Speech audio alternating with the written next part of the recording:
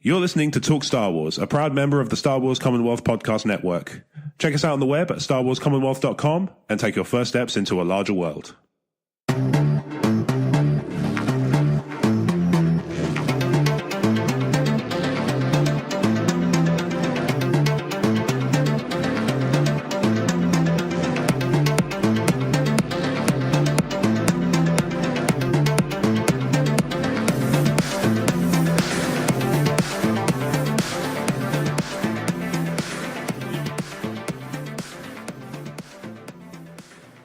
Hello there, and welcome back to Talk Star Wars, the Talk Star Wars podcast. No, wait, hang on.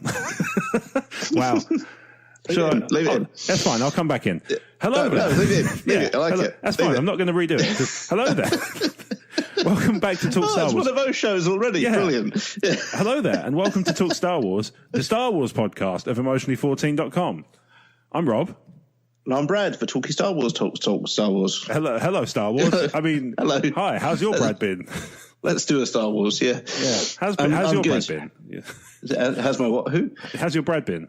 How's my bread been? My bread bin's fine. I don't tend to keep bread in it. We just end up, for some reason, it's become kind of an ersatz medicine cabinet in our house. It's just full of paracetamol and deep heat and Calpol and stuff is just in the bread bin because the bread just goes in the larder in the bag we bought it in. Yeah. I mean, that wasn't what you were asking me, was it?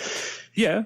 I mean, yeah, okay. Well, how's your bread bin? Not deliberately. It was one of those things where you just started talking about your bread bin. I was like, yeah, go with it. It's fine. Yeah. Like you say, it's been one of those shows already. Yeah, how's your bread bin? Yeah, bread bin good. Yeah, it's been one of those weeks where there's nothing really, nothing earth-shattering has developed in any real way. It's been one of those weeks where everything's just kind of fine. Cool. You've been doing anything Star Wars related? No. I was trying to think whether I did, because I did some painting, model painting over the weekend, but they were all Batman things. There weren't any. That's cool too. Yeah, I know, but it's not Talk DC ultimately. Although, as a quick DC aside, I learned today that planning permission has been approved in not far from my office in London. There's a steakhouse. It's really. I've been there. I haven't been there to eat, but I've been there to make use of their bar, and. It's a beautiful, beautiful venue. Like, it's a really nice kind of, it's got like a kind of 50s style architecture. It looks like a little bit like a speakeasy. It's beautiful. They've had planning permission approved to turn it into a DC themed eatery. Yeah. That was my reaction too. It's no secret I'm more of a Marvel guy, but DC is growing on me steadily. Okay. The more I read. But that sounds pretty awesome. I know, right? Well, there was the thing. Yeah. It said in there that the bar is going to be called Pennyworth's, which is fantastic. And I'm amazed there's not been a bar called Pennyworth's already that's not owned by somebody called Pennyworth. Yeah. And when you go in the entrance, there's this sort of winding staircase that takes you down to the bar level. That's going to be themed apparently like the cave in Wayne, from Wayne Manor into the Batcave. Yeah. From the Nolanverse. So that should be pretty incredible. That's awesome. Yeah, it was just a quick aside because I noticed it in the news today, and I thought, that's peculiar, but somehow excellent. And that's the kind of world I like to live in. It's peculiar, but somehow excellent. Yeah, my main DC trivia I love more than anything is Kevin Conroy, who was the voice of Batman in the 90s. Ah, yes. Warner Brothers cartoon and also in the Arkham video games. When he was at college or university, one of the two, his roommates were Robin Williams and Kelsey Grammer. I would watch that. Do you know what that means? That means that Batman was not only roommates with a Robin, but he was also roommates with a Dr. Crane. Nice. That is pretty cool. Yeah. Yeah. And I would watch Batman versus Fraser versus versus Mrs. Doubtfire. Versus Virginia from Aladdin. Yeah. Well, no, Mrs. Doubtfire, obviously. Oh, yeah, that too. Yeah. That's where I'm most fond of him from. That was the other thing, Batman related. I watched Mask of the Phantasm all the way through for the first time this week. Brilliant. I've seen. I like the animated series and all that. It's the first time I've actually sat and watched it. All the way through. It's my favourite Batman movie. That one, I think it's brilliant. Yeah, it's very good. And yeah, it was very enjoyable. I thought it was good. I love that one. Yeah, it was one of those ones that was on Amazon Prime. Other services are available, but don't have Mask of the Phantasm. Yeah. And it was one of those ones you can download for offline viewing.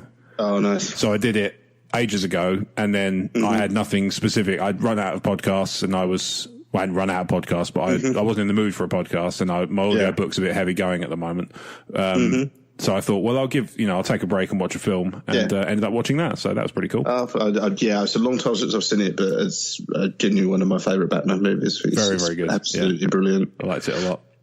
Yeah. And Mark Hamill. Mark Hamill. Yeah. Yes, that was kind of a mild surprise for me because I didn't know he was in it. Oh, really? But, okay. Yeah. Oh, yeah. He's not in it. It's quite. He turns up about halfway through, I think. Yeah.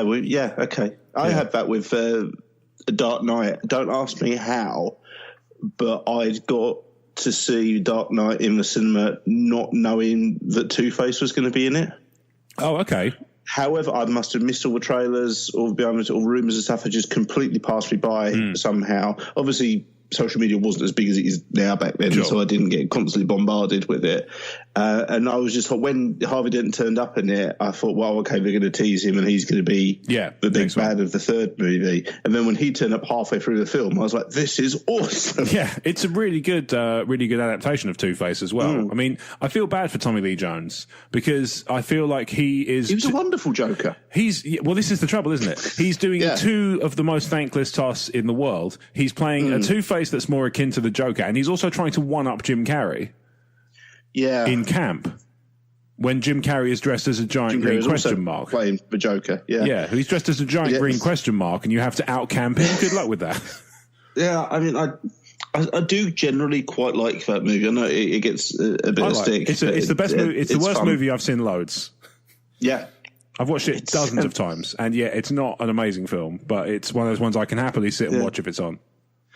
6 months. There was an internet journalist. He's probably still knocking around, called Jay Pinkerton, and one of his quotes that sticks in my mind is when Batman. It's a hell of a thing, but Batman Returns features Danny DeVito sat in a giant plastic duck munching down on raw fish, while an army full of penguins with rocket stature effects marches up from the sewers into Gotham City, and you're able, hand on heart, to say, yeah, the third movie is where it got a bit campy. Yeah, I'm not the biggest fan of Returns. Really? It's got Walken in it, and yet I still can't swing with it. I don't know why. It just doesn't really grab me like the others. I remember liking it, but it's been a long old time since I've seen it. Yeah, but we didn't hear it. I love the first Tim Burton one. I think that's great. I like that one a lot. Yeah. But you didn't come here to hear us talk about DC movies. You're here to hear us talk about the ones that are owned by Disney. Hey! One of those, but it's Star Wars. Star Wars. Yeah. Star Wars. Yeah, we went on a bit of a DC kick there. Yeah, well, it's been known. I like to get them on record when we talk. When you talk about DC with enthusiasm, I like to get it on record. Yeah, it's. I don't know. I ever disliked it. It's growing steadily on me over time. Yeah, well, I mean, I'm more of a DC over Marvel, but then it's probably 55-45. It's not a big. Yeah, okay. It wouldn't take much to swing it. Yeah. Okay. Anyway. We'll begin our show, as we are wont to do, with our spoiler-free Resistance Roundup, which, as always, is provided by Knight of the Commonwealth and beloved listener Vesuvi. And Vesuvi describes the episode The Core Problem thusly.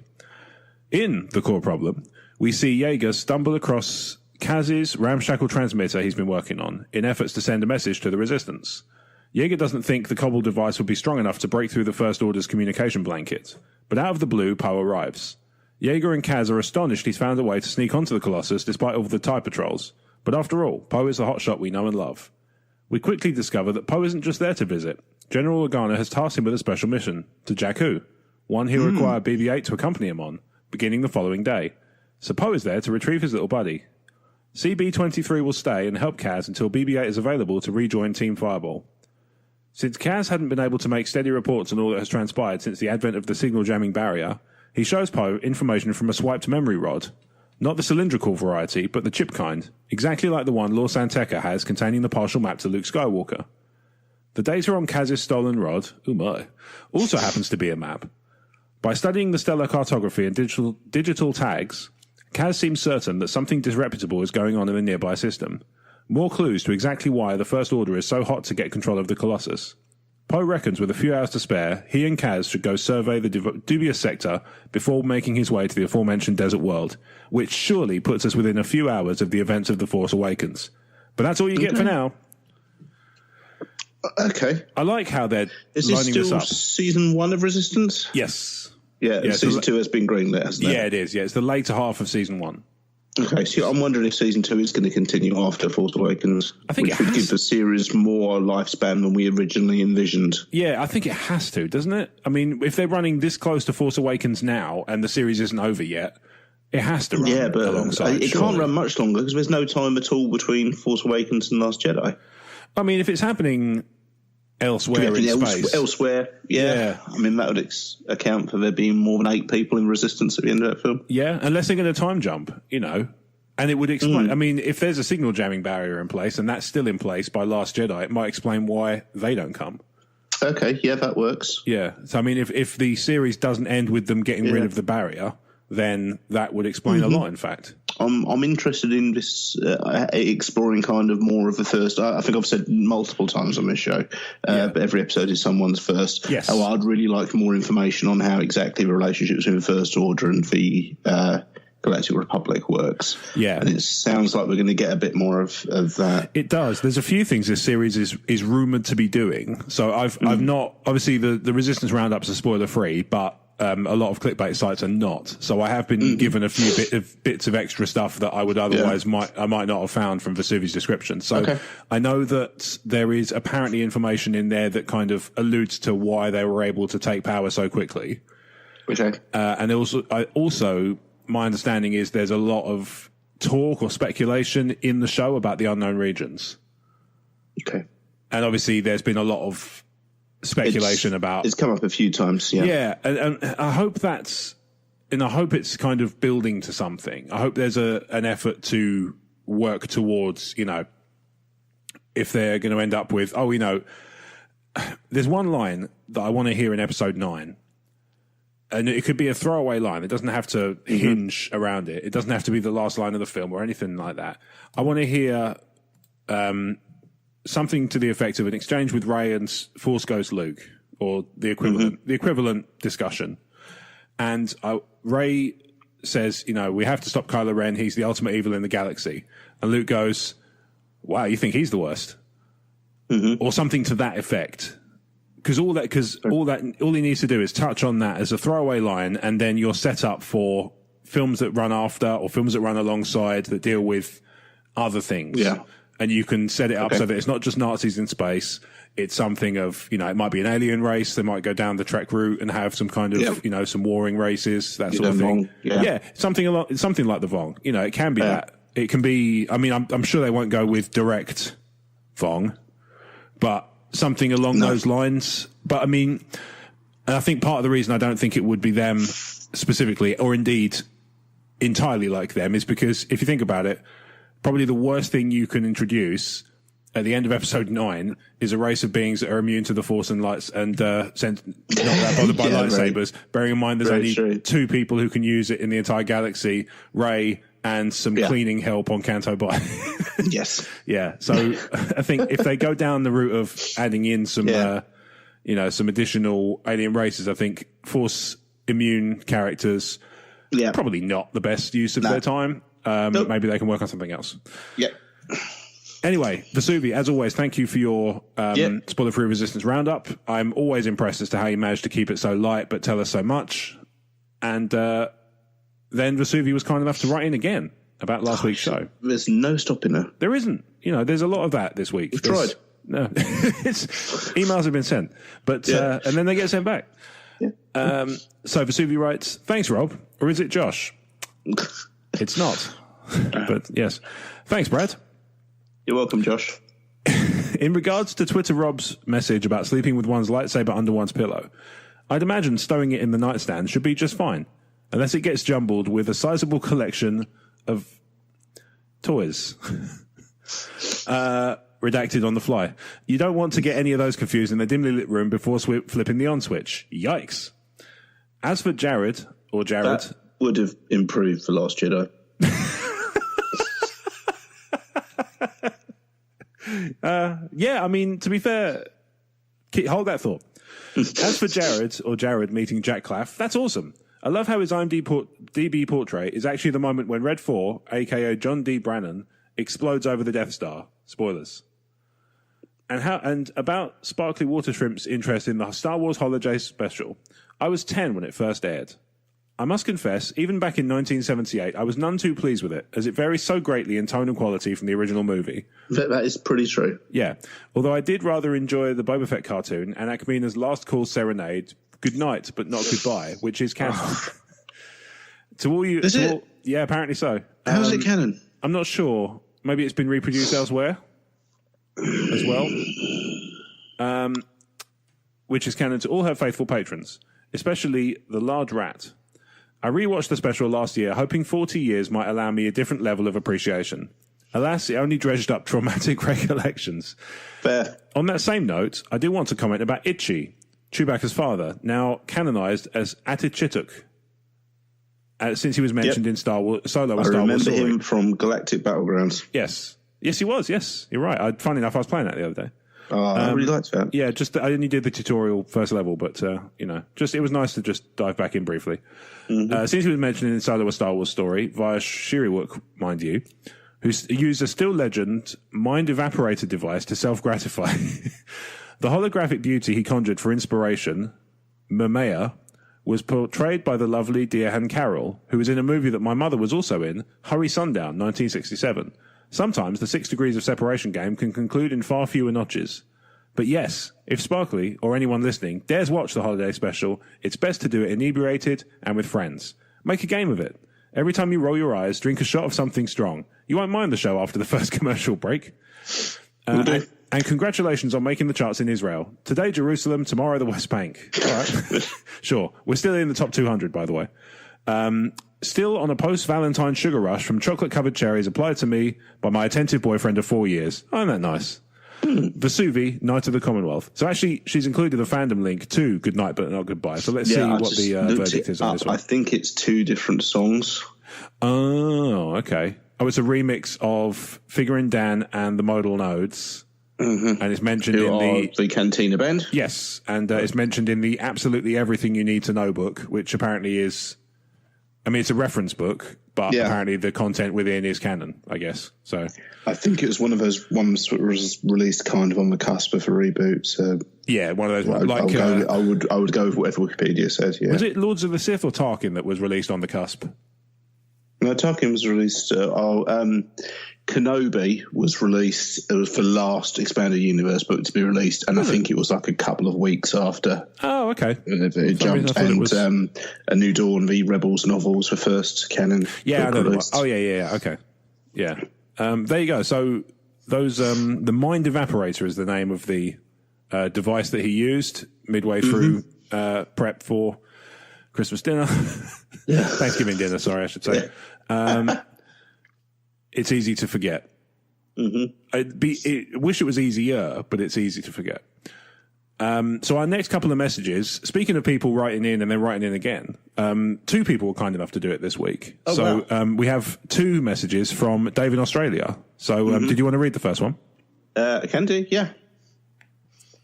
Good day, fellas. I've just been catching up on some Clone Wars episodes that include the Mandalorians, and in particular Season 5 episodes around number 15, which showed Darth Maul taking over Mandalore. After Maul kills Pre Vizsla and takes over Mandalore, Vizsla's lieutenant Bo-Katan Kryze, I think that's a while since I've seen it, Kryze refuses to accept Maul's rule and leads a splinter group of the Death Watch. Having watched the animated episodes, I couldn't help but notice a resemblance to Bo-Katan and one of the cast of the Mandalorian series, Gina Carano. I've included a pic of each below. So that's for our reference. Okay. Okay. Do you think there could be a story involving a female Mandalorian such as this? We know how Disney love a female character, and perhaps we could get a strong one similar to Jyn Erso with a solid backstory and believable warrior traits. The sex of the Mandalorian could be kept a surprise until an eventual helmet off my reveal takes place. It's probably only funny this side of the Atlantic. Sorry, guys. Yeah, what would your take be on the Mandalorian being a female in the series? Thanks for the discussions, Dave from Perth, Western Australia.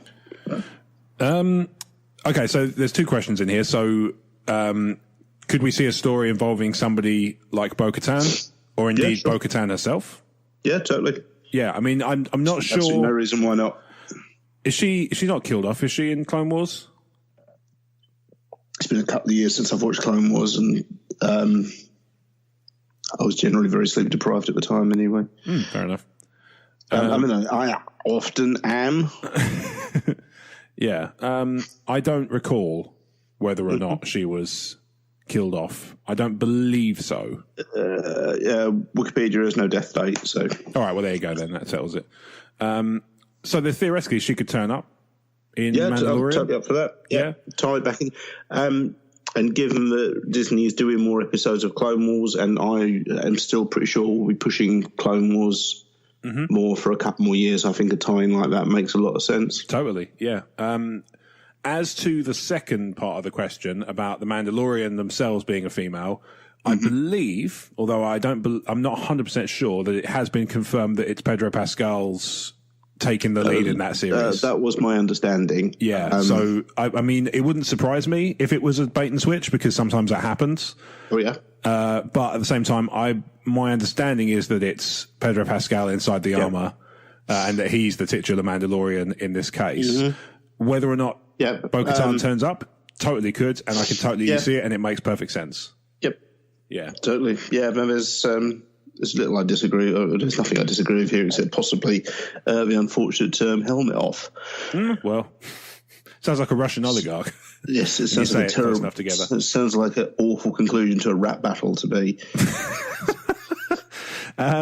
So Dave was kind enough to write in again. Okay. He was obviously halfway through the episode when he wrote the first email in, and cool. He wrote in a second email. Okay.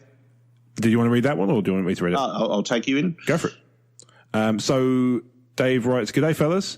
Hope you don't mind a quick second email, but I've just finished listening to episode 156, where you talked about what sort of trilogy you'd like to see from Benioff and Weiss. I couldn't help but think straight away of them putting to screen the Darth Bane trilogy. What are your thoughts on that? I think any trilogy like this, including one based on the New Republic or an Plagueis Palpatine one, is going to appeal mostly to the die-hard fans and not the general moviegoer. But hey, no matter what story they come up with, it will be the die-hard fans that will get behind it. What about a Sith trilogy? 3 movies each based on a Sith Lord. Bane, Plagueis, and Revan? Benioff and Weiss would smash it. Give Rian Johnson a trilogy based on the holiday special. Cheers, and may the force be with you." No, let's not. Let's not do that. Lest we forget. We don't need an overlong... That's Can you imagine need. A holiday special made overlong and going nowhere? Yeah, as opposed to... Maybe it's not a bad call. Maybe, yeah. I can't imagine anybody except somebody who maybe isn't the biggest fan of Last Jedi, as I know Dave isn't, anybody looking at the holiday special and going, you know what I think it needs? More time to develop. All right. Anyway, so the first question, the idea of putting the Darth Bane trilogy to the screen or an adaptation thereof. I'm fine with it. Yeah, it works for me. Yeah, totally. I'd love to. Love the Darth Bane trilogy. It's one of the bits of the expanded universe I would like to see salvaged more or less intact. To be honest, it would be nice. Some stuff I'm fine with kind of picking and choosing. I think what they did with Thrawn was fine. I like when they can kind of mine some bits and rebuild it. And that works. But some bits, like the Darth Bane trilogy or the multiple IG-88s, I would like just to be fully lifted and brought back into canon again. Transplanted rather than adapted. Mm-hmm. Yeah, I can see that. I mean, if I could pick anything... If they said, let's say Lucasfilm came to us and said, we're going to, between you and us, we're going to make all the legend stuff canon again. We're going to adapt most of it, but we're going to leave one thing completely as is. What would you recommend? That would be my pick. Okay. The Darth Bane trilogy would be... I would be a self-obsessed and self-interested little fanboy and say for multiple IG-88s. Well, fair. I just loved that story, saying that story is the reason he's my favourite bounty hunter. That's totally reasonable. I mean, for me, it's the Darth Bane thing. I mean, the IG-88 thing would also work for this reason, but the Darth Bane thing works for me because I can't imagine any situation in which it touches any of the existing canon in a way that would detract from it. Yeah, the only time Darth Bane turns up is in one episode of Clone Wars as a Force kind of Force apparition thing. Yeah, played by Mark Hamill. There you go. Mark Hamill turns up once again. That guy's prolific. Yeah. But I think, Darth Bane, there's a lot of history there, clearly. He's still, I think, in canon established as the creator of the Rule of Two. Yes. So any kind of story about how that comes about would be welcome, especially, but not limited to, the one that Drew Karpyshyn put for us in the first instance. Absolutely. And then the second half was the other notion of a Sith trilogy. So 3 films with a focus on a different Sith Lord each time. Bane, Revan, and Plagueis are the ones that Dave references specifically. What do you think? What do you think of the idea of a Sith trilogy? Bane and Plagueis, absolutely. Revan, not sold on. I mean, I like KOTOR fine, but I just feel if you were going to do that, it would be much more interesting to me to take 2 to build on what we already know about Bane and Plagueis, but then for the third one, give us something totally new, make up a new Sith Lord for stories about. Yeah. I'd kind of like to see the, pick a track of KOTOR. Because there's always, even though you can do multiple endings in these games, there's almost always a canon ending, the one that they want you to take, that kind of is considered canon for the purposes of storytelling in future books and stuff like that in Legends. Take that and turn it into a short TV series. Because I think that would work. Yeah, totally. I'm not suggesting they're going to do that, because obviously we've had a lot of talk about TV series this week. Even better, take the Bandersnatch approach they did with Black Mirror and give us a Choose Your Own Adventure KOTOR movie. That would be pretty cool, I have to say. Yeah. Although I would recommend, to be honest, anybody who wants that, just play the game. It's so good. And you can get it on your phone now. There's no real... It's on my Kindle, yeah. Yeah. It's my Android phone has it. I think my Xbox has it. It's mad. Yeah. My Xbox One can play the original Xbox version, which is always nice. Yeah, I still have it on my PC. That didn't go anywhere, and it hasn't caught fire, even though I do overclock it occasionally.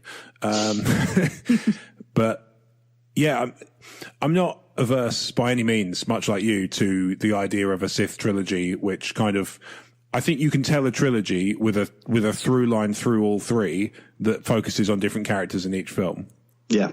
But I think that was the original plan with the sequel trilogy, was kind of, with the older characters especially, make each older character the focus of the kind of backdrop of one of the films. So Han in The Force Awakens, Luke in The Last Jedi, and then Episode 9 was going to be Leia's film. That was a weird decision to me, because I always saw Luke as the main character out of those 3, really. So it always seemed weird to me. I thought 8 should have been Leia's and 9 should have been Luke's. Yeah, I suppose we were subverting expectations. Well, yeah, I mean, that's probably a factor, I would have thought. And I think, that may be just Rian was desperate to tell that Luke story. That might have been something that he was very insistent on. We don't know. Possibly, we know he was involved in the story. There was a period of Rian Johnson having some input in everything, I think. Yes, it was. Including, he's probably had some input into some of these clickbait articles about TV series. Yeah, probably true. Which one's the maddest one you've seen that's actually being pitched as something serious? I think it was Rogue Squadron podcast. We're chucking out a load. I liked the idea of Moisture Evaporator, the TV series. I'd probably still watch it. I mean, yeah, I am. I totally would. I'll be up for gonker Star Wars story by this point. Yeah, I mean, ultimately, I watched some Bob Ross, The Joy of Painting, the other day, and I've decided that stuff that you can just stick on in the background and just let be background noise is really nice. So something like Moisture Evaporator, a Star Wars story, would probably have the same appeal to me as the Netflix shows about fireplaces. Yeah, Twitter was kind of caught fire, didn't it? Just full of, I heard this person's how awesome would it be if this character got a TV series? And I think I got bored of it in about 5 minutes. Yeah. Because it reached where people were just naming characters. How cool would it be if Kit Fisto got a TV series? Yeah. And the answer is not that exciting. Yeah. Here's one that I thought, I don't understand. This one strikes me as ones where I think fandom has this thing where the fans get attached to the actor more than the character. Rose Tycho, the TV show. The whole point of her story is that up until she has a reason to get involved in a direct way, she's nobody. Yeah. I don't want to see a TV series about that. I think Kelly Marie Tran seems fantastic. And I think that's the problem. I think people are getting more involved with the actor. Yeah, and less interested in the character, because the character's not that interesting until Last Jedi. Yeah, you wouldn't want a Rey TV series, would you? a Rey one. Just her picking up tat in the desert for 5 years. Pre-Jakku, pre-Force Awakens. No, I guess he wouldn't. This is it, you know. Poe Dameron, yes. Finn. Yeah, same Cassian Andor, the Cassian Andor prequel series. To a point. Yeah. Hux, to a point. Kylo Ren. Actually, I like a Wedge series along the lines of a Cassian Andor one. Hello, yes. That's a good call. Or just a Rogue Squadron. Make like, not exact copies of, but like for Rogue Squadron novels, give them a TV show. That'd be cool, actually, yeah. Like a sort of dogfighting thing. Because, I mean, if you get the showrunners from Battlestar, some of the best stuff in that show is the space battles. Mm-hmm. You can get them doing something along those lines, or somebody similar who's got similarly good ideas. That you could do something really special there. Mm-hmm. And that's something where we get it in the films, but it's not the focus of the films. Yeah. So it would be nice to have something where it was kind of given more of the spotlight in a sort of. I mean, it was kind of cool. I'm in two minds about it because I think one of the best things about the old expanded universe was how every single little minor character in Jabba's palace or the cantina or seen walking down an alleyway in Mos Eisley ended up with a backstory and a name and a race and all that. That was kind of cool. But I also think one of the worst things about it was every single character ended up with this massive convoluted backstory for someone who was in shot for like 4 seconds. Like, we didn't need all the information on the Tonica sisters. No, this is true. And this is the thing. I would watch a Paige Tycho TV series if if you had a thing about the Bomber Squadron and she's in it. That would be awesome.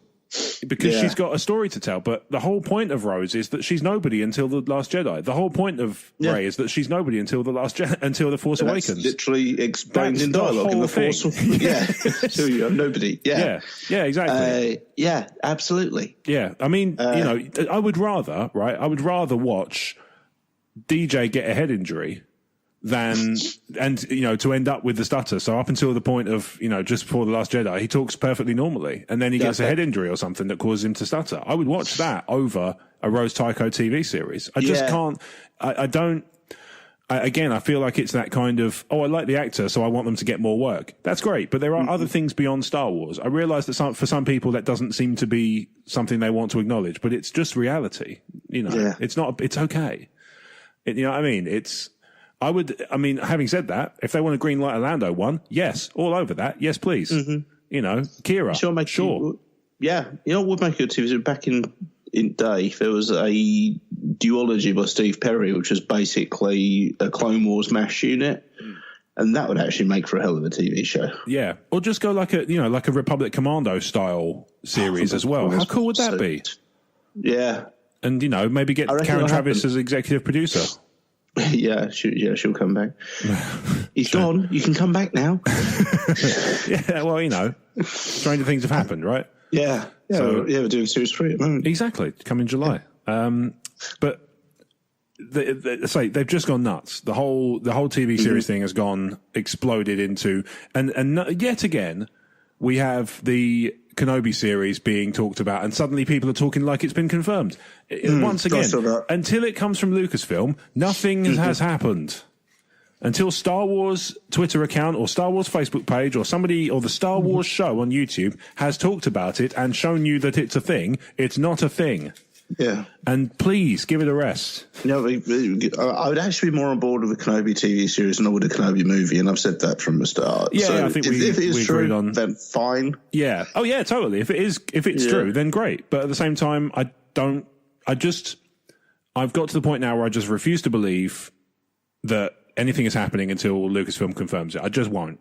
Because too many things, we live in the age where people can just make stuff up and churn out stuff based on nothing.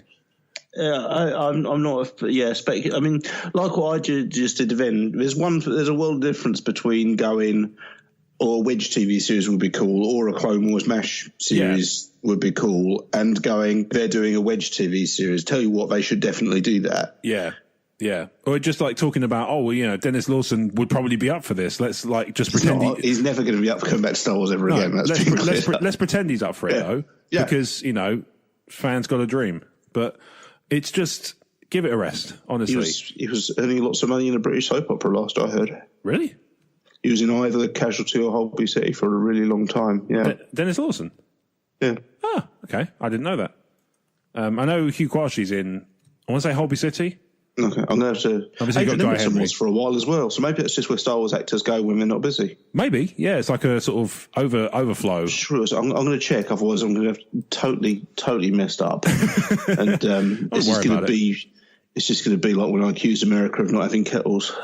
Next week will be correct Star Wars. Yeah. Welcome to 158. Oh, no, I'm wrong.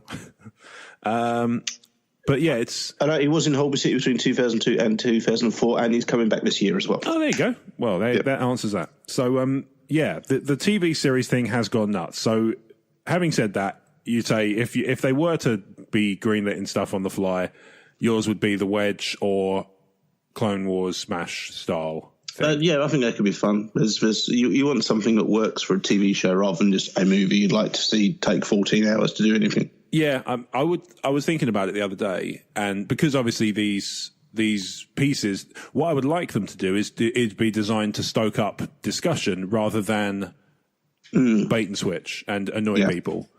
I would like to see a Palpatine TV series, pre-episode 1, just watching him kind of get his machinations in place. Yep.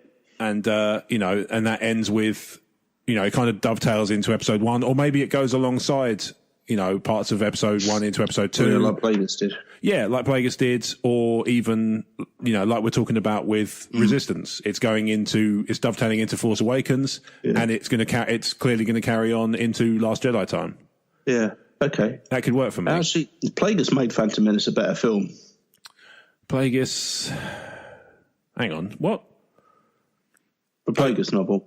Oh, I see what you mean. Sorry, I thought you meant the presence of him in the film. I was like, he's not in the... No, in the same way Rogue One kind of reframed New Hope, I thought the Plagueis novel kind of did that for Phantom Menace. Yeah, I see what you mean. Yeah, I haven't finished it. I did start reading it last year, and I never got around to finishing it, unfortunately. But yeah, I think I see what you're driving at. Yeah, yeah. But for me, Palpatine would be a good one to explore. But then potentially, I would like, as a general thing, and I wonder if the comics are going this way, because I know there's been some Age of Republic stuff that's dealt with one of the characters in particular. I'd like a little more on the Lost 20. Like, why are they lost? Because the most unexplained character, and I'm pretty sure he needs more material. There's so much wealth of material there. He's not a young man in the prequel trilogy, so he's had a full life of stories and stuff that we could explore. I don't know who you get for young Christopher Lee. Is there anybody who looks like him a bit? Because somebody like Sebastian Stan, it's a young Mark Hamill thing, fits quite nicely. Young Luke Skywalker. Oh, young Christopher Lee. I would be tempted to just Photoshop Christopher Lee's face over Guy Henry. I would go with that. Yeah. I mean, the guy is, he's a performer. He can put on a performance. I can see that completely. And, when he's not on Hobby City, I hope that he explores that possibility. So, yeah, Dave, I think we're in pretty much consensus there that more we stuff. Just get Guy Henry to do everything. He can do the Padme movie by this point. Yeah, I think I would watch that, to be honest. Yeah. I realise it would probably result in kind of questions about like, she's probably hit the gym. Maybe gained a foot in height. Yeah. Yeah. But they can do, they do all that stuff, the sizing stuff in Lord of the Rings to make people look taller and shorter. I mean, I'm sure it's not that hard. Totally. Star Wars has equal access to the kind of budgets that Lord of the Rings manage, so there's no excuse in my eyes. Yeah, Snoke's loads taller than Gollum. Exactly. And that's exactly my point. It's totally doable, and if they say otherwise, then they're fibbing. And we should castigate them appropriately. We can do that. Yeah, I reckon if anybody can, we can. So I'll get my gun. Our next one comes from Phoebe, who we haven't heard from in a little while, but Phoebe has written us back. Hello, Phoebe. Hello, Phoebe. Phoebe writes, "Hi, lads." Hi. It's like she knew we were going to say hello. Weird. Yeah. I was thinking today about The Last Jedi and those who took so much offense to it, not necessarily with The Force Awakens. I liked it myself, but having just watched the Rian Johnson behind-the-scenes documentary, I was thinking more about the contention it caused. You may have talked about this before, but I don't remember it being discussed specifically. What would have made them being the Last Jedi dissenters, happy? I'd love to hear your thoughts on what other directions might have made people happier, especially regarding Luke's role in the contents of the new characters like Rey. Have you had any thoughts of how the Last Jedi plot could have been different in a way that would have satisfied the haters and how it would lead into Episode 9? When I think about it, I'm not sure I can see Luke sticking around with the Resistance given what happened at his temple. Would that whole temple destruction, Kylo creation storyline have to change in order for The Last Jedi to have been different? Could Kylo Ren still exist without Luke having that moment of crisis? Also, how do you think Mark Hamill envisaged Luke for The Last Jedi? Perhaps Rey sparking the hope back in him? Thanks for the great podcast. Keep up the great work, and may the Force be with you, Phoebe. So we'll have to break this down, I think. There's a lot there, yeah. There is a lot there. I'll get my gun. It's going to be, this is the gun that you use to break down plot points, right? Yeah. Yeah, okay. That's cool. As long as you have no follow-up questions, yes. Yeah, you have this extensive collection of podcast contextual guns. Yeah, this podcast contextual armory of just this army of bits and pieces. Yeah, I'll get my Last Jedi Pia and we'll take it from there. That works. So originally I was going to say that I was going to have trouble with this because one of the reasons I struggle with social media at the moment is because there's a lot of straw manning, and and I've seen. Is he Marvel or DC? He is Vertigo, I want to say. Okay. But then Steelman is his strongest form, and he's like, he's definitely IDW. So I'm all bets off. So I've noticed this, and particularly even from people whose Twitters I really enjoy. I've noticed that there's this tendency to lump in the following people who thought Last Jedi was too far removed and too different, and people who thought The Force Awakens was too samey. Okay. And there's this kind of this tacit implication that they're the same two people. You know what I mean? And it's not necessarily the case. I'm sure there's a Venn diagram that has some overlap, but I find it difficult to believe that everybody who thought that exact thing about The Force Awakens said that about The Last Jedi, because I'm one of those people about The Force Awakens, and The Last Jedi didn't bother me about The Last Jedi. In fact, I liked it more because it tried to do different stuff, even if it didn't work. Okay. You know what I mean? So it's tricky for me to lump it in, so I just wanted to kind of caveat with that, because I think it's important to, what would have made them happy? I don't know. I'm not one of the people for whom The Last Jedi was an atrocious film, and I don't know what they specifically disliked about it, because they're not this kind of amorphous mass of human being. They're lots of different people with different individual feelings and points of view and grievances accordingly. With that caveat, what do you think some of the ones that pop up frequently are in terms of the things that people object to? Well, the complaints I've seen most often, you mean? Yeah. Most people, and I'm one of them, were disappointed with Luke not being the hero anymore. I was initially disappointed. The more I've kind of thought on it, the less annoyed I am with it, if that makes sense. Yeah. And probably I think I mentioned before, the closest parallel is actually in Lord of the Rings, which is another universe I'm really quite a big fan of. Yeah. If you were, and none of us are in any way old enough to have been able to do this, so you have to kind of use your brain. Is if you were a massive fan of The Hobbit at the time it came out and Bilbo was your absolute hero, you would be incredibly disappointed with how he is in Lord of the Rings. Oh, yeah, I can see what you're saying. Because he's kind of broken by the ring. He's completely broken by that point. Yeah. And how many people went in, we've got to think like early 50s here, buying Lord of the Rings, expecting Bilbo to be the main hero again? I don't know. Well, we wouldn't have had teaser trailers or anything like that. No. You probably would have gone, there's a new Tolkien book and it's about Bilbo's ring. Yeah. You were expecting The Hobbit Part 2, most likely. Possibly, yeah. It's entirely possible. And so that kind of realization made me a little more understanding of the way Luke's presented in The Last Jedi, I think. Yeah. The thing for me that kind of doesn't quite gel, and this is one of those things that repeat viewings might alleviate a bit, is that I feel like Luke in Return of the Jedi doesn't strike me as the kind of person who, if he does something wrong, shuts himself off from the rest of the galaxy and refuses to kind of accept responsibility. Mm-hmm. There's an optimism about Luke. Yeah, there's an abandonment of personal responsibility that I find difficult to digest with Luke in Last Jedi. You know, I can understand, you know, everybody says like, oh, it's a totally Jedi thing to do. Obi-Wan does it. Yoda does it. He's supposed to have learned from their mistakes. Mm-hmm. His whole thing in The Last Jedi is, you know, these are the mistakes that the Jedi made. Mm-hmm. And you're telling me that one of them wasn't, don't go back and fix the problems you caused or you feel like you caused? It doesn't quite land for me. You know what I mean? Mm. Yeah, totally. It's one of the things, let's say, repeat viewings might make that feel a little bit better. It a bit. Yeah. It might Stockholm Syndrome me into just accepting it, like I think some people have done.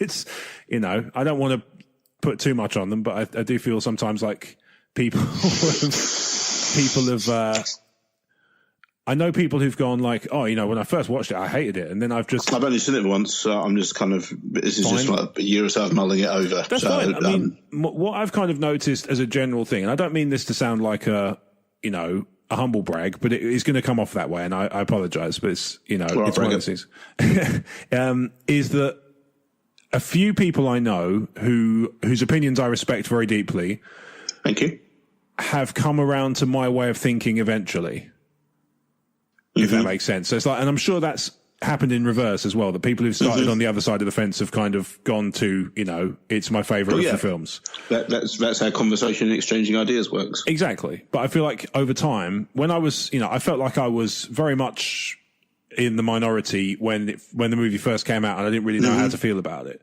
But I feel like over time, a lot more people have come around to my way of thinking. Mm-hmm. With that said, I do think there are, and let's say I've seen these people who like, oh, I hated this, but I watched it, I decided I must love it. It's like, you don't have to. No. You don't have to love every single film that comes out just because it's got your favorite words in the title. It just doesn't work that way. Mm-hmm. You know, now hopefully that's, you know, not the case. Yeah. As in, I hope that's not why people are motivated by, you know, I hope there's no motivation of that in there. No. And I don't want to kind of impugn bad motives on people. Certainly, I don't believe that anybody has kind of come to it because they're cynical. I think it's because they're the opposite. Maybe they're, you know, they're really, really desperate to like something that they don't want to be the cynic. They don't want to be the sort of the naysayer. They want to, and so as a result, maybe they let a lot more slide than I can. Mm-hmm. But the Luke thing, like I say, what's really never gelled for me is the Luke as absolver of responsibility. That's not how I kind of feel like he's built up in the first trilogy. He's the only thing that kind of happens with Luke that I think is anything close to that is is when he loses his responsibilities at home. Instantly he wants to get, and actually, if anything, it argues my point more strongly, is once his ties at home are cut off, he's right in there. He's straight. The first thing he says is, I want to come with you. And I want to go to Alderaan. I want to learn the ways of the Force and become a Jedi. All this stuff suddenly just washes over him because he's the kind of guy who wants to get into this. He wants to get into the thick of it. He wants to get stuck in. And, you know, I feel like if he was the kind of person who was not willing to take responsibility for his part, he wouldn't have fought in the Death Star at the Battle of Yavin. He would have gone with Han and taken the money and run and, you know, been a smuggler for the rest of his career. I don't think that's him. And I think that's the whole point of him. I don't see it as, you know, I don't think, in the same way, I don't think Leia would have shied away from the battle. If she felt like she was responsible, she'd have gone in and done it. And I feel like they didn't do that with Luke. I feel like they deliberately didn't do that. And it doesn't quite work for me on that level. In terms of, you know, I know there's an argument about, is he really kind of portrayed as the most powerful Force user? I would argue yes and no. He's kind of, he's not, his power is more subtle. What you can say, you know, I've never been of the opinion that the sequel trilogy is big on subtlety. I think it's the opposite. But in that particular instance, I think, you know, less is very much more in terms of what he does. He does something of very significant power that's very difficult to do. Just thinking about the logistics of it, Skyping yourself across the galaxy without any kind of transmission device is going to be taxing. You're traveling light years and you're projecting your essence across light years and making it so solid that a robot can see it. Yeah. Let's gloss over that bit though, because that's another one that doesn't quite work. But then at the same time, movie about space wizards. Yep. Why do they need petrol all of a sudden? Why is that suddenly a thing? How do you mean? Sorry. Well, I don't think we, up until that point, had ever heard of fuel being a thing that ships were short on. No, but neither had I assumed that they were solar powered either. I assumed they had a fuel source. That's fair. I mean, it suddenly becomes also the whole chase thing is a bit weird to me. I understand the mechanics of it in terms of Star why Wars it's there. Fury Road. Yeah, I understand why it's there, but at the same time, it doesn't quite feel quite right as Star Wars goes, and not least of all because the First Order can hyperspace a ship, slingshot around the other side using hyperspace lanes very easily. I would have thought, and just appear in front and just pick them off. They've got the fire. Yeah, they've got the firepower. Yeah, it's one of those that didn't really bother me at the time, and I've kind of gone like, it's a bit of a stupid plot hole, but not to the extent that it doesn't ruin the film. The movie. Yeah, no, that's fair enough. But it's like the Terminator 2 plot hole for me. It's like that's really stupid, but at the same time, I understand the movie has to happen. Which one do you mean? Sorry. In Terminator, the first Terminator, it's established that only living material can come through the time displacement device. And then Sarah Connor says, "Wait, I thought you said this was a machine." And he says, "Yeah." And they kind of fudge it, and Carl Reese says, "Yeah, surrounded by living tissue." Yeah. The T-1000 doesn't have that. No. Maybe T-1000 has no living material but can still time travel. Yeah, maybe that's... I mean, that makes sense. The only thing I can surmise is that maybe they just mixed in some blood. No, covered him in beef. They just rubbed him in pork products. Rubbed Robert Patrick full of mints and then shoved him through a time. Is that just... He comes through and he's just naked and... Is that jerky? Can I smell... Is that... Can I smell biltong, Robert Patrick? It's... Yeah, I see what you mean. Yeah, but it's exactly that. It's like I just kind of go... What? At the same time, Terminator 2. So it has to happen. Second best Terminator like you say, it has to happen. The ones that bother me are Hux is rubbish. I thought he was better in this than he was in Force Awakens. I feel like you've forgotten the film. Okay, he literally is just there as comic foil and makes stupid faces. Okay, I don't think he does anything of import in the entire thing. Apart from, he almost, the problem for me is he goes to that level of like twirly villain moustache kind of silliness. Yeah, okay. Whereas in Force Awakens, I felt like he was just a, very intense kind of, bought into the cause fully. Yep. In the second one, I feel like it's just him simping around. There's one really good bit, which is the bit where Kylo's on the floor and he's not sure if he's dead or alive, and he sort of reaches instinctively for his gun to kind of finish the job, and then he sees Kylo stir and just panics. Yeah. I thought that was incredible, and then I found out after the fact that it was an addition that was thrown in that wasn't in the original script, and I thought, man, that was so close to just ruining that character for me if they hadn't done that. Okay. That was, that was unfortunate. But yeah, that was a big one for me, because like I say, they ended up with, the way I said it at the time, and I still feel like this is the case, I'm really glad that Kylo Ren is an interesting villain. I just wish it hadn't come at the expense of every other serviceable villain. It does feel by the end that they've all been buried. No, I agree. Phasma. I agree with that. What stuck in my mind with Hux in The Last Jedi was, as you say, he's kind of a foil, but it was the way he's literally and metaphorically slapped around by Kylo Ren in that film. Yeah. Which, again, slipping back into Middle Earth, it really reminds me of a relationship between Saruman and Grima. Okay. Which makes me wonder if in 9 Hux is going to go Greener on him. Maybe, yeah. I mean, I'm hoping that... Which is an ending I would be totally fine with. Sure. I mean, I'd love to see... Episode 9, I would love to see Kylo Ren being kind of attacked on both fronts. You know, the Resistance are kind of dealing him little blows, but the big problem he's got is that somebody, you know, there's a guy behind him who smells blood. Yeah. And that's how I want Episode 9 to play out.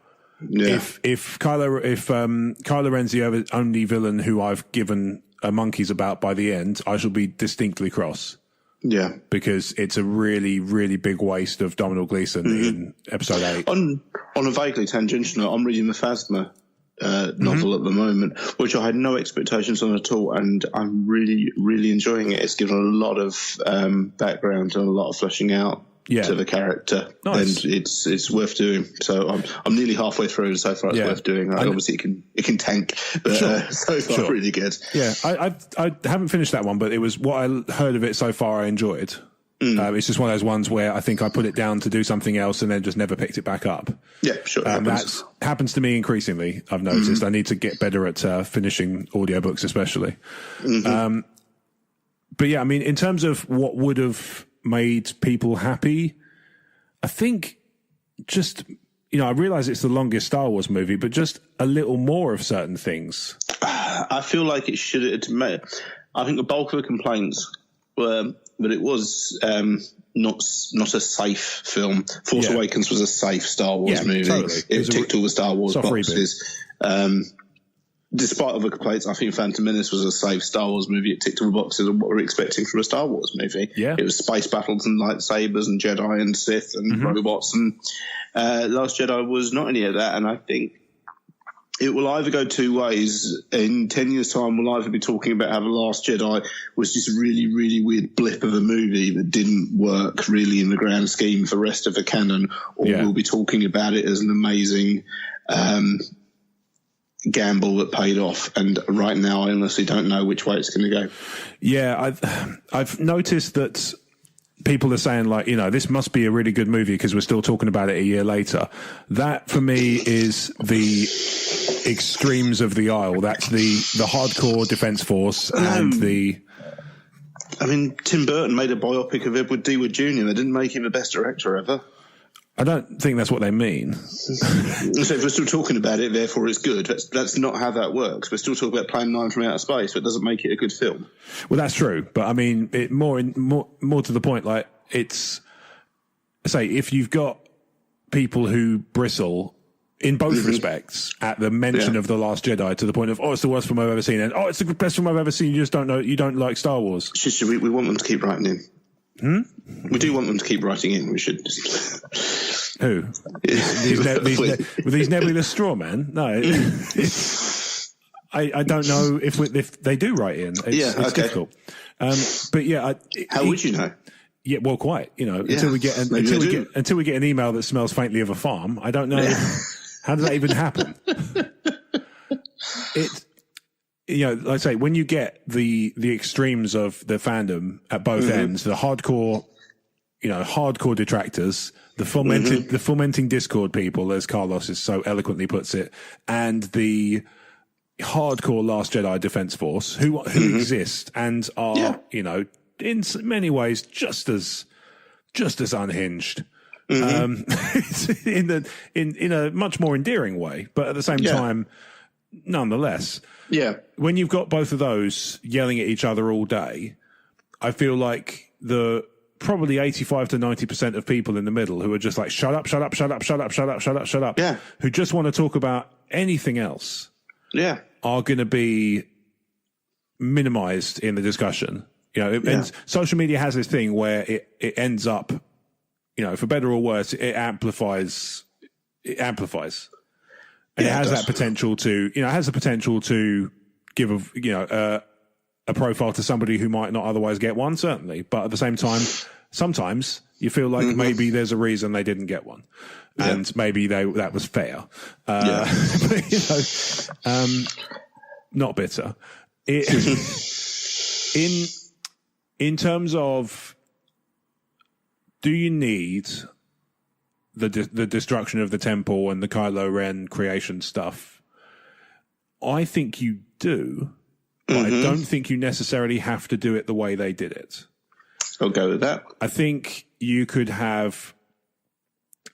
It would be a similar, but not the same, in terms of how they handled Anakin in the prequels. But it would be a much more overt, less subtle, almost sequel trilogy style approach. It would be, there's stuff about the Force that you're not telling me because he's getting it in Kylo's ear from Snoke, if you pardon the expression. And he could they could build that discord between him and Luke, where Luke is kind of, he's kind of building up this. Kylo's got this. I know, it's a line in the prequels, right? That I know there's stuff about I know there's things about the Force that they're not telling me, or something to that effect. Yeah, but I think you could play on that very heavily as a theme in the sequel trilogy, and you could have kind of built up to. I almost feel like Episode 7 should have ended with the destruction of Luke's temple, and then Episode 8 picks up with where Force Awakens is a few years later. Yeah, I do feel like we skipped over the story I really wanted to hear. Yeah, because, when you come into Force Awakens, Leia is kind of nowhere to be found until she is. Luke's nowhere to be found, full stop. And Han's gone to basically deadbeat dad's kind of drifter. Yeah, who conveniently arrives just where the Falcon is, just at the time it takes off the planet. Yeah, and then that's a thread that's never really explored again, apart from apparently, I think in the novelization maybe they touch on that he had a beacon on it that as soon as it was left as soon as it was in space, he could find it. I hope it was still the beacon from the Death Star. That would be pretty funny. That would be a nice touch. Yeah, I thought you took that off. Yeah. No, I thought it was, made it work for me. The Death Star's blown up. Made it work for me. So, on the subject, actually, because Phoebe touches on this specifically, Rey sparking the hope back into Luke, I found out something really interesting about The Last Jedi. Okay. That I didn't know this time last week, and it was from Kyle at Tumbling Saber on Twitter. He was talking to somebody, and it was just a reply, it was just a discussion going back and forth. And he said that in the novelization, they established that the reason when Kylo and Rey are having that kind of Skype call in the hut, when Luke goes looking for Rey, it's because he's about to tell her, "You've twisted my arm, I'll come back with you." And they never explain that in the film. And that would be so good at kind of explaining why he's so crushed when he sees that discussion going on. Is that kind of... Yeah, the closest... I might be getting my chronology mixed up here, because, again, I've only seen the movie once in the cinema. Is that just after R2 plays him Leia's message? Is that what gets him wanting to come back? Not quite. It's a little bit later. Okay. But I think I think it's after he's watched her train when she doesn't know he's there. So I think when he realizes that there is hope in the future of, the children are our future and all that. Yeah. Once he realizes that, I think he's kind of come around to the notion that he can get back into the fight. And maybe that's something I'd have to go back and listen for, but I wonder if there is a kind of implication that he should take responsibility for what he's done. And also maybe simultaneously the kind of, you weren't wholly responsible for what happened. It's not just on you. He also has to take responsibility for his decisions, and you have to kind of help him to do that and stop him from wreaking havoc upon the galaxy. But I just found that really interesting, that's a motivation and a bit of a bit of connective tissue that we don't get in the film, which you totally could and probably should have got. Yeah, that would have really helped to help us understand why he's suddenly so betrayed by them having a conversation and touching hands in the hut. Yeah, because he's about to. He's made himself he's put himself back in that. I'm going to come back and help. I'm going to be. I'm going to support. And suddenly he's like, well, wait, what's going on here? Yeah, it makes way more sense. Get off of my lawn. Exactly. Yeah. It makes so much more sense in mind, I think. And, when you think that he can milk a space cow and doesn't have time for that, again, sorry, no. Yeah, as I've said before, a lot of the problems I have with The Last Jedi are the exact same problems I have with Attack of the Clones, which is that they're overlong and we still gloss over stuff at the expense of stuff that probably shouldn't have been in the film. Yeah. Like Attack of the Clones, the love story between Anakin and Padme is not communicated well enough. No. It's supposedly the event which sparks the entire original trilogy. And yet them falling in love is completely mishandled and glossed over. They go for a picnic on Naboo and then suddenly they love each other. It's really, really badly handled. The pacing's a little bit, in my opinion. The pacing's a little off in that film in general. Yeah, yeah. Zam Wesell is just a walking MacGuffin. Yep. And there's odds and bits, like it just. And it's exactly the same problem we have with Last Jedi is that it's a long film. There wasn't time for that, but there was time for a lot of stuff that wasn't relevant. Yeah, exactly. And I think you probably could have cut down the Canto bite. You don't need it to be that long. And not all of that is down to the director, the editor, and the screenwriter hold fair share of blame for that as well, which I believe was Ryan Johnson. Yeah. I think Ryan Johnson had some input as well. He did, yeah. And then in terms of how Mark Hamill envisaged Luke for The Last Jedi, I think he envisaged him being, maybe not front and center, but I imagine he didn't need so much convincing to come back to the fight. Yeah, because Luke is perceived negatively as being naive, and I think it's much truer that he is optimistic. Yeah. Luke wants everything to work. He's the only one who sees good in Vader. Mm-hmm. Yeah, which is a hell of an ask. Yeah, he's slaughtered rooms full of children. He's killed a lot of children. Yeah, lots and lots of people. It was just generally not a nice guy for a good 20 odd years. I think we can all agree on that. I think that's fair to say. Yeah, but Luke sees good in Vader. Luke is. He's one, even in A New Hope, he's one who's convinced that Han's going to come back. Yeah. To the Battle of the Death Star. Yeah. And he sort of, you can see he's visibly relieved, but at the same time, he's the one who's saying, I knew you'd come back. Yeah. And this is what I mean about the kind of parallel to Bilbo here, is that he is so completely broken. Yeah. In this movie. And I agree it is jarring because you would expect him to be more positive and take account for his actions. But I wonder if that was the point they were trying to get across, that there is a breaking point for everyone. Sure, but I think 20 years plus of successful training and then one failure. I don't disagree with you, Rob. I'm just saying I think that's what they were attempting to do. Not whether I don't necessarily agree with it. Yeah, I understand what you're saying. It's, I say, for me, that's the thing that the more I think about it, the more it jars. Is the idea that he's just absolved himself of all responsibility, but through his actions, if not through his words, just doesn't quite gel with kind of how I see him evolving. Yeah, I mean, I wasn't expecting him to be the kind of backside kicking hero we got in the old expanded universe. I was expecting Jedi to wars and battles and slicing up Vong and stuff. I wasn't expecting that to him, but I was maybe expecting a bit more of an Obi-Wan rather than a Yoda. Yeah, exactly. And say the whole thing of the whole notion of he went away because that's what Jedi do when they fail. It's like, no, but he's supposed to be better. That's his whole point. What's the point of having all this knowledge if you just repeat the same mistakes? What's the point? Like, there is no agree. point. Yeah, he's just and I don't necessarily. Maybe that's the point. Maybe he is he feels like he's just fallen into the same trap. But a little bit more clarity on that would have been preferred to milking the space cow. Yeah, we're supposed to be really upbeat and positive, and we've kind of got a bit of a kick in here. Can you think of some bits of The Last Jedi that you really liked? I think the scene with the Praetorian Guards, there's some editing issues in it, but otherwise I think it's excellent. I was kind of, from that point on, from the Snoke point on, I was just kind of sitting there going, okay, Okay, this isn't what I was expecting. Yeah, exactly.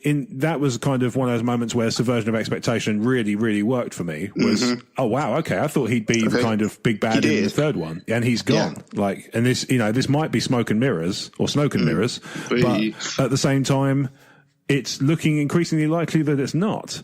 Yeah, and the Luke. Part of the problem, I think, is, and this is my problem. I realise this is. Part of the problem was my heart jumped into my chest when Luke, well, it already was in my chest. That's a bad, terrible word. But, my heart leapt, my heart was kind of, I was so ready for this when he turned up on Crate. Yeah. When he turned up, I was like, oh my God. I didn't necessarily expect him to, throw the walkers around or anything like that. But I did expect kind of what I got up until the point where you realised he wasn't corporeal. Yeah, okay. I was sort of looking for that kind of, he could face, he does do what he says in the film and face down the entire First Order with a laser sword. Yeah. But at what point did you realise it was a projection? When he wasn't leaving tracks in the sand with his feet. I didn't twig that. It was when it was the wrong lightsaber. Okay, so he pulls the lightsaber out, and I thought, okay, well that's odd, but at the same time, there's other explanations for that. But obviously you'd seen the soldier draw out the trail in the sand to say that it was salt, and it had left a red sort of scar in the dust. And when he skidded, he didn't leave any scar. And I went, hang on, that's not right. It's salt. And then I thought, well, okay. And then I started to think, oh, hang on. They've been spending the movie projecting being in the room as each other, even though they're not. I wonder if they're going down something similar. And then sure enough, you see him kind of go. And also he was doing a lot of movements that were a bit weird. Like, the kind of limboing under the lightsaber and stuff. I thought, well, that seems quite awkward. Like you wouldn't be able to do that comfortably. See, to me, that was the best bit of Last Jedi was Luke's fighting technique because he was so peaceful. He only defeats the dark side by throwing his lightsaber away. Yeah. And refusing to fight, and it was like Bruce Lee's fighting without fighting. And to me, the way Luke fought in The Last Jedi is the way that Yoda should have fought in Attack of the Clones. Yes, like very much less is more. Yeah, he should have been lightsaber should have been to stop him from having his head cut off. Yeah, it should have been to stop killing blows, rather than what we ended up with, which was kind of Sonic the Hedgehog. Yeah, with green paint on him, which I mean, there's a market for that. There's fan art, There's a market for that, but it's not Episode 2. Yeah, but to me, Yoda had always been. It was alien to me, even that Yoda would have a lightsaber. I mean, it makes sense he would, but it was alien for him to use it, I guess. And so the way Luke fought nailed the character completely.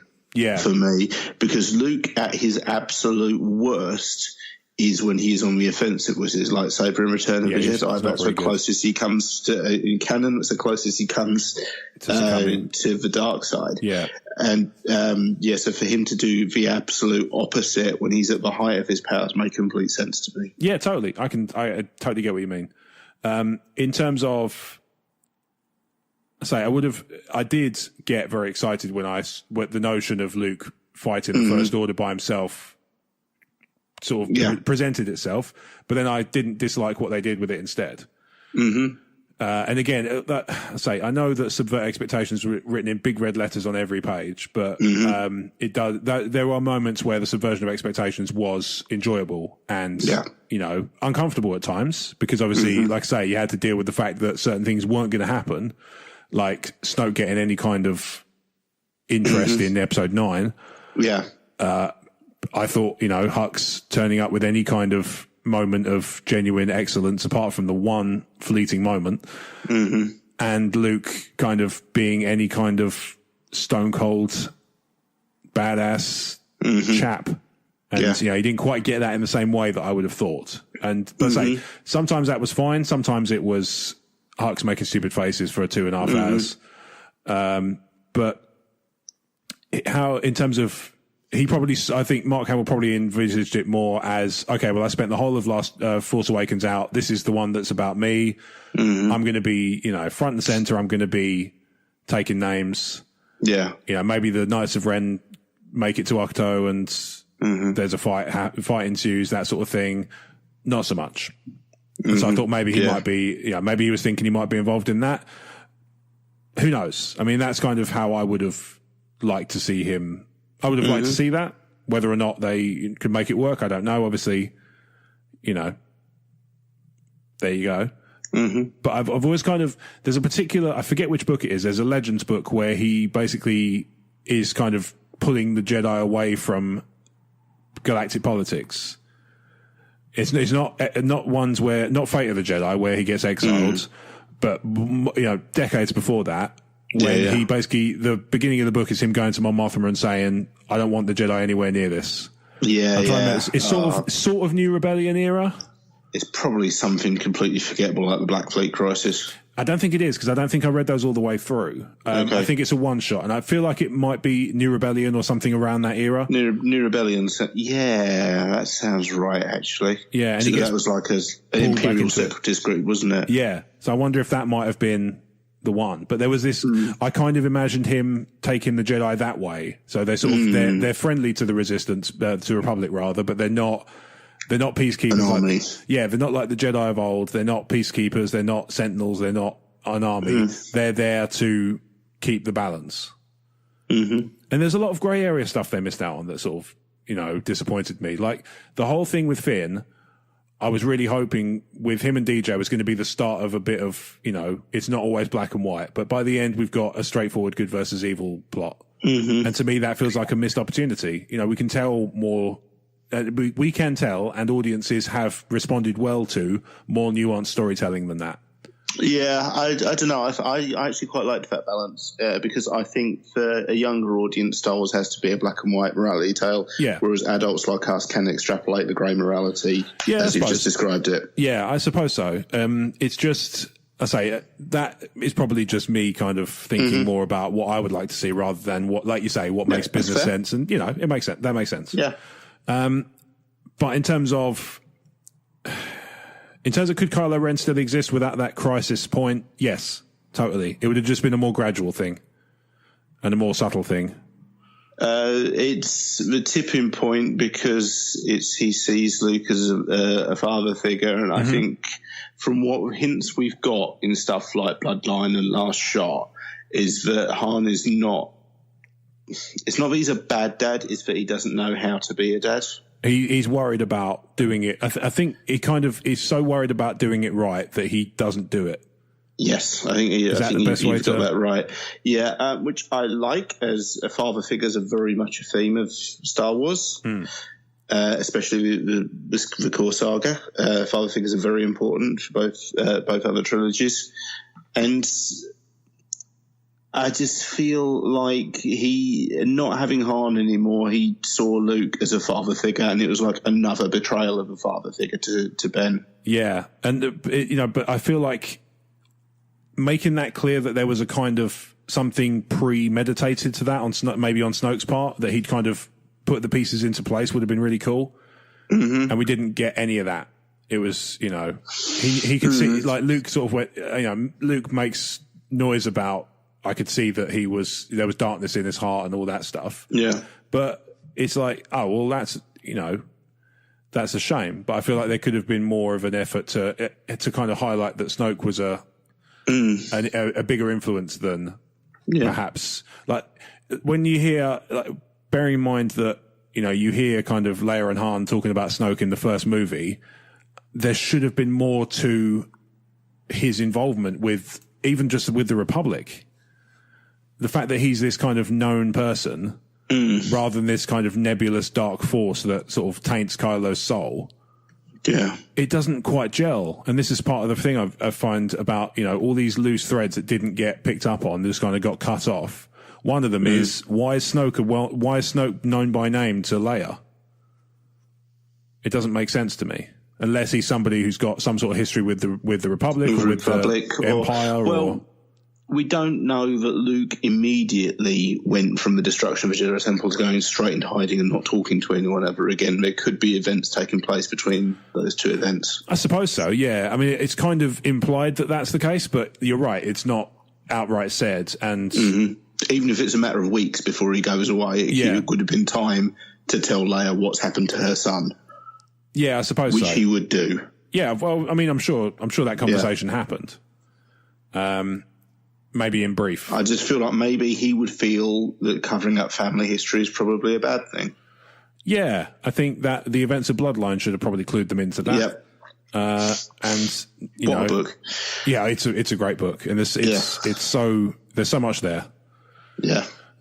But Phoebe, as I say, I realise that we're very much this in speculation station because we don't know what the people who dislike Last Jedi vehemently really, they're not a big amorphous unit. They're multiple different people with opinions and points of view and hearts and souls and minds and all that jazz. Yeah.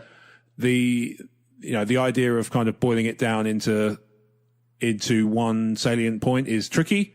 Hopefully we've done a good enough job that, Yeah, it's almost like saying if you're not with me, then you're my enemy. Well, yeah, I mean, there's that. If you want to take it down that route, you can interpret it that way. I was about to say you can totally turkey. But you can totally turkey. There's the episode title. So you prefer that to Robert Patrick's beefy aroma? Oh, now I don't. Yeah. But Phoebe, as I say, thank you very much for your question. Robert Patrick's totally turkey aroma. There you go. Phoebe, hopefully the question and the inspiration for this particular point has not been lost on you, and hopefully the answer is to your satisfaction. Apologies that it's not as kind of easy to get into the minds of people who think this way. We are not them. It is hard for us to know, but we do our best, and hopefully that is sufficient for your needs. And obviously feel free to message in with further questions if you want clarification on any of those things. We encourage all of our listeners to do so. On that subject, I'm going to start recommending that people email a new address rather than podcast@talkstarwars.co.uk because I think it's not working. Okay, cool. So in addition to talkstarwarsinfo@gmail.com, you can also email podcast@emotionally14.com. That will work, and I know because they use it for stuff. So it does. Totally a thing. So that will definitely work if you want to do it. So that's definitely. Do you reckon we'll get an episode where we don't have to talk about Last Jedi for 20 minutes at a time? The week episode 9 has a teaser. I don't know. I feel like we'll get feedback still. Maybe. Who knows? We can always roll that to next week that time. Yeah, that's true. We have full autonomy on when we address stuff. So, for anyone who only uses us as your news source, we still have no title for episode 9 other than Trav. Yeah, and even then, I think it seems to me that Anthony Daniels is having some sort of bottle of wine-induced episode because he seems to be just carrying on. Yeah. And it all ended today, it seems, with him having a birthday, which is this just a really elaborate way to build up to the fact it was his birthday? I hope so. Yeah. What I found is the only thing I've noticed really following is being completely unable to talk on a podcast is I follow John Boyega on Instagram. Yeah. And it seems like there's he and Jonas Sumitomo have become quite good friends, and so we're genuinely sad that the shoot was come to an end. That was sweet, I thought. So I'm assuming Finn and Chewbacca are going to spend quite a lot of time together this movie. It makes sense. Which obviously they didn't in Last Jedi. No, this is true because obviously he was on Ahch-To with Rey. Yeah. So, yeah, I mean, it would make sense, I think, that I would like that because they kind of built a small rapport in The Force Awakens in a way that he would slot in quite nicely as the kind of Han Solo replacement to a degree. Because I think they're going to kind of frame Rey as the Luke replacement for obvious reasons.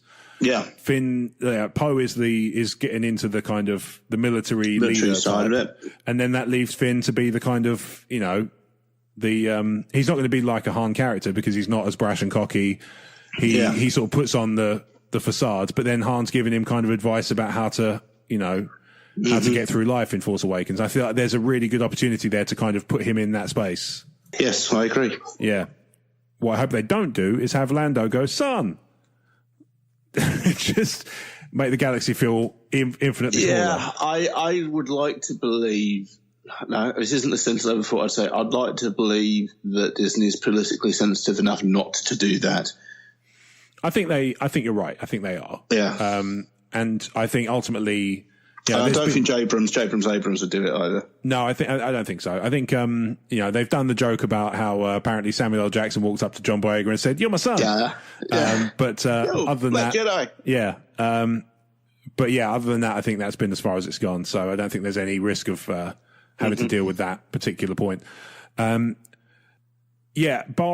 a teaser reveal, keep your questions coming in because we're gonna need them. Yep. It's a long road ahead. We're still 8 months out from episode 9, title to be confirmed. I still think balance of the Force. Balance of the Force is it just came to me, and I was like, I just feel like that's what resolution is going to be. Maybe. I think there was some talk about potentially you don't normally get duplication of a word in the trilogies individually. So, like Return of the Jedi, there's no, New Hope, there's no, Empire Strikes Back and all that. There's no like the Jedi get stuffed. Episode 5. But the other one I thought was the theme that keeps popping up in the sequel trilogy is March of the Resistance. Or something of the Rebellion or the Spark of Rebellion, something like that. Anything like that kind of might work. Yeah. Okay. Could potentially kind of slot in there quite nicely. As I say, at the time of recording, we haven't had a title or a teaser. I see no reason to believe we're going to get one anytime soon. Nope. There are ways and means to find out this stuff. Shock horror. It turned out that last week's speculation was not indeed accurate, and I got a little bit of inside baseball from a reliable source about how you would know what to look for in that regard. Okay. So, as I say, there are ways and means to find out when these things are likely to be occurring. So we will keep an eye out on those channels for, an indication of when that stuff might be arriving. Is it Star Wars Leaks on Reddit? No, although that makes a lot of sense. I've always steered clear of, to be fair, I've steered clear of Reddit increasingly because I like to get stuff done occasionally. And Reddit's a really good way of not having that happen for you. I ask Reddit, I can lose hours too. Oh, it's brilliant. I mean, the whole site is so much potential for, interesting stuff.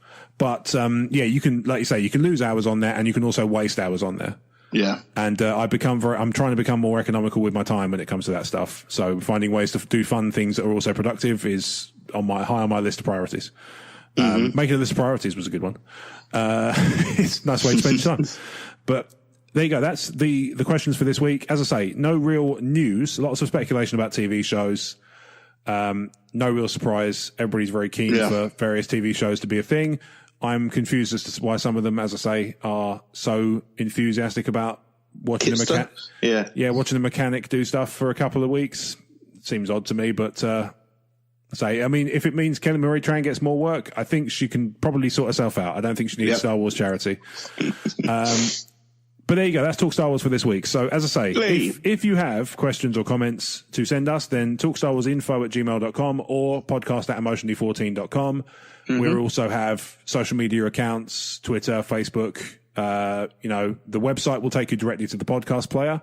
If this is your first episode and you want a more convenient way to listen to it, we're available on Apple Podcasts, YouTube, Spotify. YouTube's via the Emotionally 14 YouTube channel. Brad, where can people find you on social media between shows? You can find me on Facebook at facebook.com/Brad Harmer Barnes. You can find me on Twitter and Instagram at RealBradHB. You can find me on emotionally14.com presenting Fire When Ready, a Star Wars tabletop gaming show, and you can buy my book through Amazon. Yes, you can. You can do that via emotionally14.com, in fact, using the Amazon widget. In many ways you should. In every way you should. In every way you should. Yeah. I can be found on Twitter and Instagram at Rob Wade Vision. And you can find me as the face behind the place at Emotionally14 and Talk Star Wars on Twitter and Instagram and Emotionally14.com. I would be remiss if I didn't mention the Star Wars Commonwealth Podcast Network, of course.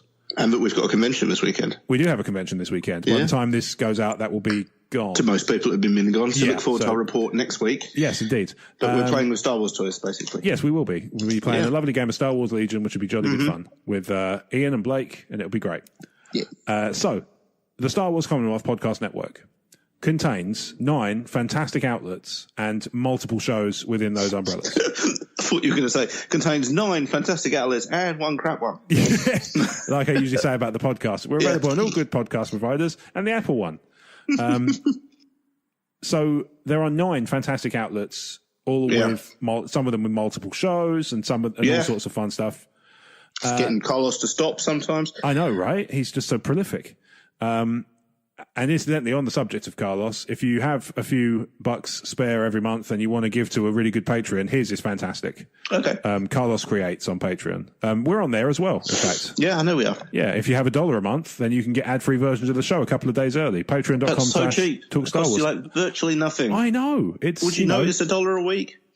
$1 a week or $1 a month? $1 a month? I wouldn't notice that. 25 cents a week. You'd lose that down the back of the sofa.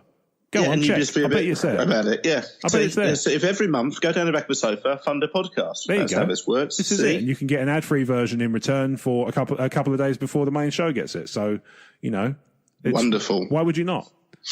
There must be a reason. I know this, but I don't know what it is. I'm sure you've got stuff to do. Exactly. The Star Wars Commonwealth Podcast Network, third time's a charm. Yes. Contains 9 fantastic outlets. I'm going to read them for you now. So, Talk Star Wars is the obvious one, right? We're here. One, yes. This is us right now. Yeah. Tumbling Saber, we love them. Yeah, they're great. Canadians, fantastic. Apart from that, they're great. Yeah. They won't mind. Generation X-Wing, see also Canadians, guys. wonderful. Good Nerd Room, stuff. Canadians. Again, there's a theme. You can't get rid of them. I know. It's an infestation. Yeah. It's a Commonwealth. It happens. The Rogue Squadron podcast. Yeah, good guys. Good dudes. Good Like guys. them a lot. Yeah. Cody helped me out a lot this week, so I'm very grateful to him. The San Diego Sabres radio podcast. It's a bonkers concept, and I love it. It's brilliant. Yeah, it's one of those wonderful ones where it's like, why isn't that a thing? And now it is. It's brilliant. Yeah. It's all about lightsaber combat. It's fantastic. Yeah. Tatooine Sons. I love those guys. They I are really genuinely do. They genuinely some amazing takes on stuff. I look forward to that turning up in my feed along with the Archers. Yes, that's lovely. Yeah. The Retro Inc. podcast, like them a lot. I started listening quite recently, but yes, I'm digging it so far. And obviously we've, TSW alumni Jeremy from way back when the show first started. And we had Andy from Retro Inc. on the show not long ago. You did, yeah. And it was a good time. We had a jolly good laugh. None taken. You weren't well, otherwise you'd have been joining us. And the newest additions, the Sandcrawler podcast with Dan and Mike. Action figures, toys, if that's your bag. I listened to that for the first time today, and I'm not into the action figure or toy collecting thing at all. But? It's just not something which engages me, but I found their podcast really entertaining. I just really enjoyed it, even though it's like, this is of no interest to me, but they've made it interesting. Yeah, well, ultimately, we don't choose these things by half. So, when it comes to being curated, really good. We curate very, very tightly on the network. I think they're an excellent addition. Indeed, I totally agree. So those are the fantastic outlets that make up the Star Wars Commonwealth Podcast Network. Obviously, we represent Emotionally 14. The best one. Represent. And you can find out more about all those shows on StarWarsCommonwealth.com and take your first steps into a larger world. Thank you very much, as always, for listening to Talk Star Wars this week for episode 157. We will see you again next week for 158. Yeah. And in the meantime, be good to each other, and may the Force be with you.